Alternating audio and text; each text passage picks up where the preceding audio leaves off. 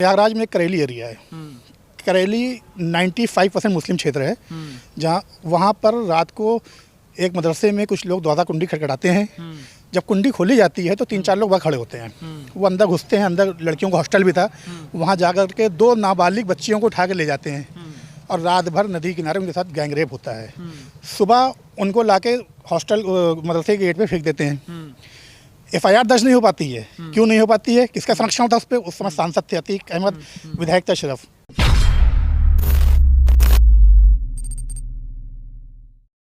अतीक कोई फरिश्ता नहीं थे, अतीक एक माफिया थे। और माफिया का अंत जो होता है वो इसी प्रकार होता है जैसे हुआ। एक माफिया जब पैदा होता है तो उसके नाम की गोली बन जाती है। वो गोली अब चाहे उसको किसी पुलिस वाले ने मारी हो और चाहे किसी अपराधी ने मारी हो, लेकिन गोली से ही मरता है वो।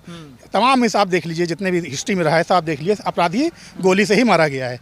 ठीक है। दूसरी बात ये, जो इसको सांप्रदायिक रूप देने की कोशिश की जा रही है, ये सरासर गलत है।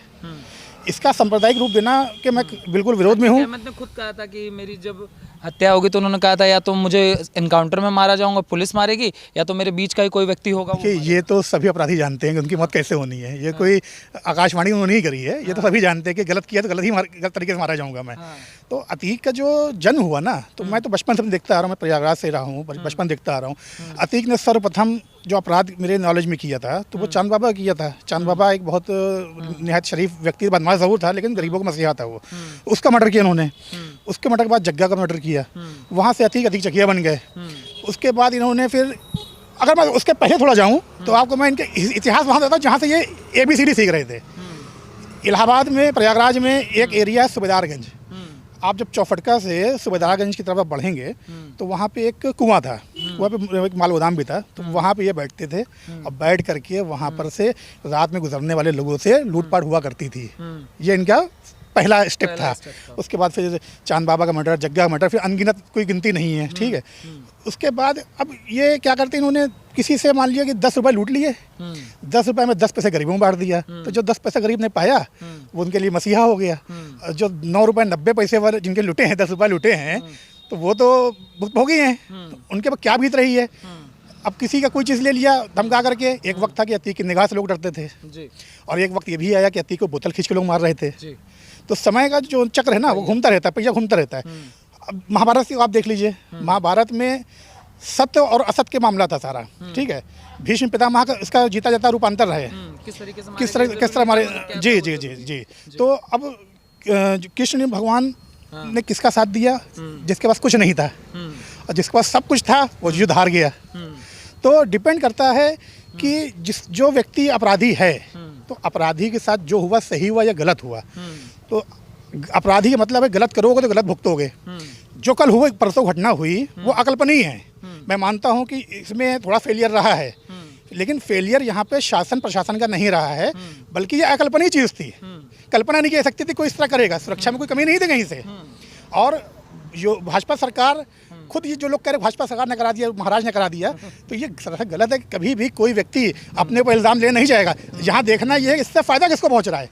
और अभी जैसा कि आज मीडिया में देखने को मिला कि अतीक ने एक चिट्ठी जो है सुप्रीम कोर्ट में भेजी थी, तो अब वो चिट्ठी खुलेगी, उसमें नाम किसका आता है। और अतीक भी जब अपने अंतिम समय में कुछ कहना चाह रहा था लेकिन वो कह नहीं पाया। मिट्टी में वो कह नहीं पाया, तो अब उसका क्या मतलब निकलता। और दूसरी बात देखिए, अतीक हो या अशरफ हो, अब मैं आपको बताऊं 17 जनवरी 2007 की बात, प्रयागराज में करेली एरिया है। करेली 95% मुस्लिम क्षेत्र है, जहाँ वहाँ पर रात को एक मदरसे में कुछ लोग दरवाज़ा कुंडी खटखटाते हैं।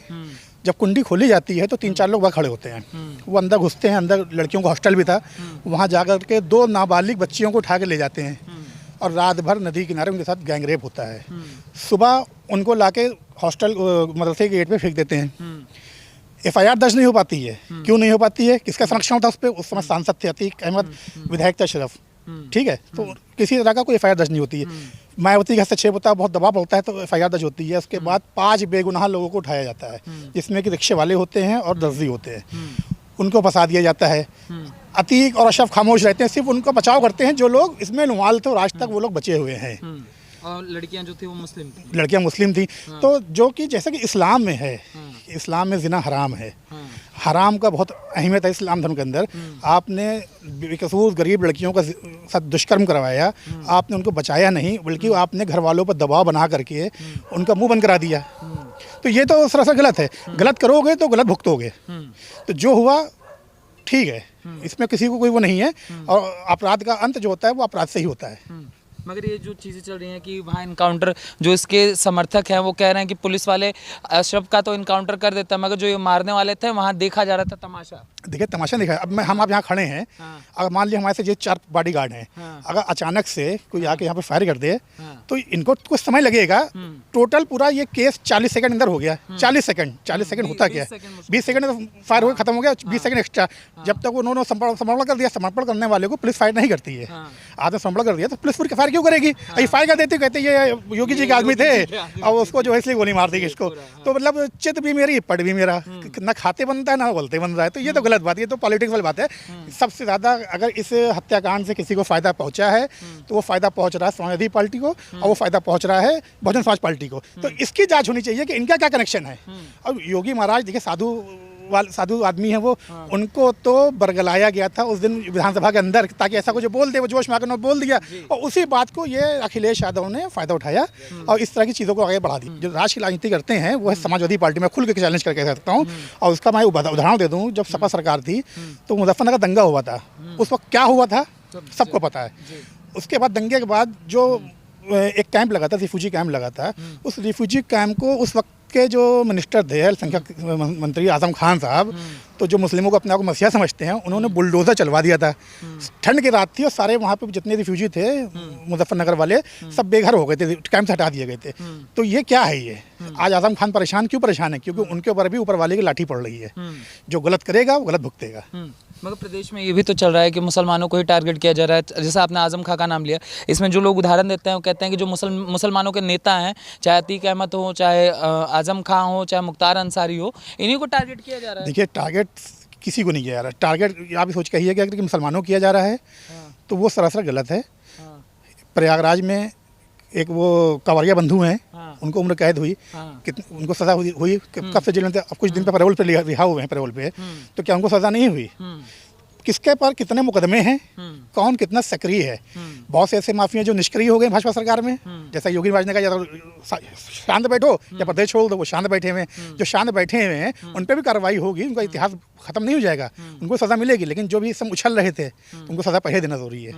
मगर ओवैसी का जो इसमें स्टेटमेंट है, ताला लगा दीजिए जय श्री राम, फिर उनके नेता कह रहे हैं यही असली हिंदू राष्ट्र। सबसे पहले तो ओवैसी का और ओवैसी के फादर का इतिहास क्या है ये बताइए। ओवैसी के फादर तो पाकिस्तानी सपोर्टर रहे, पाकिस्तान इस्लाम मुस्लिम लीग से रहे हैं, और ओवैसी की पॉलिटिक्स ही टिक रही है मुस्लिम को बरगलाने पर। जितना मुस्लिम को बरगलाएंगे उतना दूसरी पार्टी को वोट उनकी तरफ जाएगा। तो ये तो ओवैसी की बात करिए नहीं।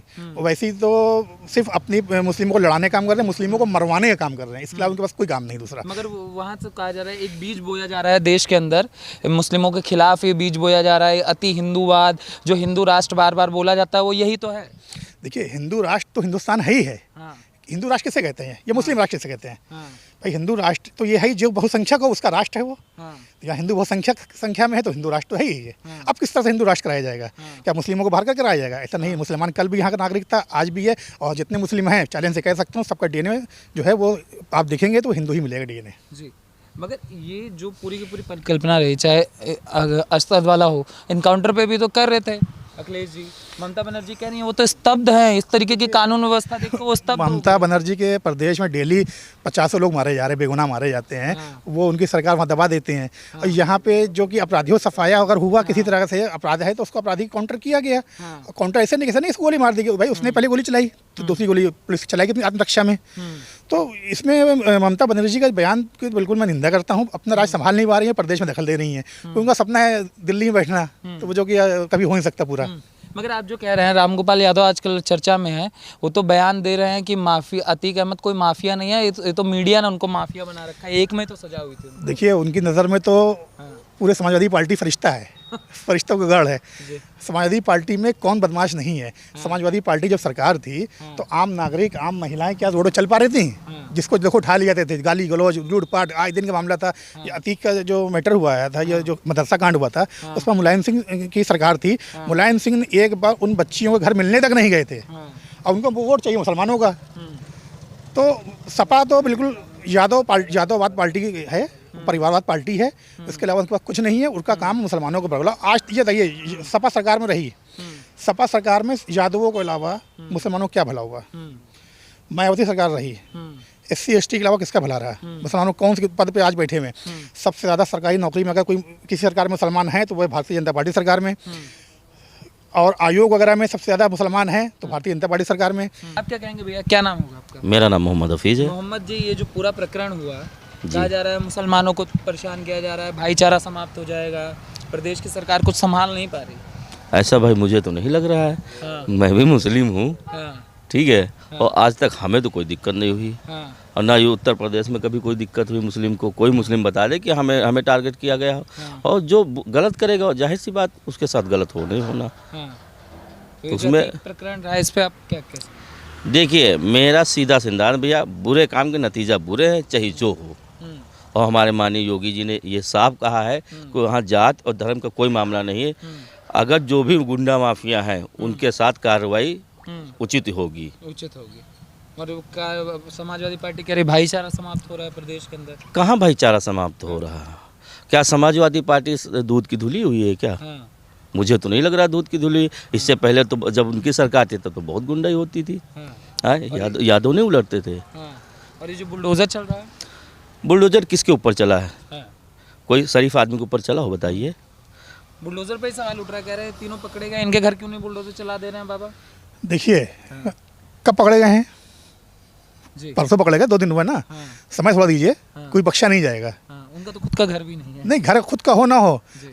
किसी जो भी अपराधी हैं हाँ। उनको नेस्तनाबूद करने का काम आदरणीय योगी महाराज जी कर रहे हैं और आगे भी होता रहेगा काम। इसको किसी धर्म से मत जोड़ें। अपराध जो करता है वो अपराधी कहलाता है, और अपराधी के साथ किसी रियायत के मोद में हमारी भाजपा सरकार नहीं मगर है। इसमें भी कहा जा रहा है बुलडोजर पे सवाल उठते हैं। जैसे हम लोग बात कर रहे थे, लोग बोल रहे हैं कि बुलडोजर अगर चलाना मतलब करना है तो अगर अतीक ने किया है, उन्होंने किया है, जो भी करता है तो उन पे कार्रवाई कीजिए। आप पूरे परिवार का घर क्यों गिरा देते हैं? देखिए, गेहूं साथ घुन पिसता है, ये पुरानी कहावत है। और परिवार पूरा जो है वो अपराध में लिप्त था। बिना सहयोग के कोई काम नहीं होता। आज तक शाइस्ता प्रवीण अपराधी अगर नहीं होती तब तक हाजिर हो गई होती। हाजिर क्यों नहीं हो रही है? उनको किस बात का डर है? ठीक है ना। और जो अगर ये इनका लड़का असद अगर अपराधी नहीं था तो क्यों भागता? अगर वो आज सरेंडर कर दिया होता तो क्या गोली मारी जाती उसको? काउंटर हुआ तो उसका नहीं हुआ होता। अगर अपराधी जो नहीं है तो उसको कानून से डरने तो नहीं है। कानून से वो डरता है जो अपराधी है। तो इससे जाहिर होता है कि आप अपराधी हैं, पूरा परिवार अपराधी से जाहिर होता है। ये अतीक की जो मौत है, इससे पॉलिटिकल जिसको फ़ायदा मिल रहा तो मिल ही रहा है। बहुत सारे ऐसे नाम हैं जिनको अतीक की बेनामी संपत्तियाँ उनके नाम पर हैं, जिनके जो अमाउंट है उसका अंदाज़ा हम आप नहीं लगा सकते। वो कई हज़ार करोड़ में होगी, क्योंकि कभी भी कोई भी माफिया अपने नाम से संपत्ति नहीं लेता है।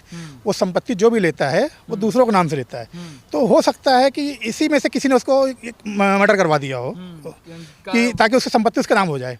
क्योंकि देखिए, एक बेटा मारा गया, अतीक 2 भाई थे, दोनों खत्म हो गए, पत्नी फरार है, 2 बेटे जेल में हैं, 2 बेटे बाल विकास उसमें हैं, बाल सराग्राम है, जो कि अभी माइनर हैं। तो इससे प्रॉपर्टी कनेक्शन भी इसको जोड़ा जा सकता है।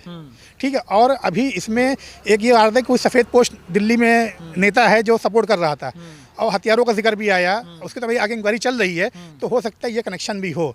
तो मैं इस बात की गारंटी से कह सकता हूँ कि ये सब खुलासा होगा, आने वाले वक्त में सारा खुलासा होगा। जो दोषी हैं वो सब पकड़े जाएंगे। असद पे भी चला कि बच्चा है, बच्चे को मारा गया। देखिए, बच्चा क्या, जो बालिग है तो उसको बच्चा नहीं कह सकते। और अगर वो बच्चा है तो फिर वीडियो CCTV कौन आया है? और दूसरी बात देखिए, एक वीडियो वायरल कुछ दिन पहले हुआ था जिसमें असद मेरे ख्याल से रहा होगा 12-13 साल का, गोली चलवा रहा था शादी बारात में। तो बच्चा तो वो भी है, तो इसमें कसूर तो बढ़ेगा है। और कसूर की सज़ा जो है वो सब पूरे परिवार को झेलनी पड़ी उनके। क्या लड़का भी गया, खुद भतीजा भी, चाचा भी गया, बाप भी गया।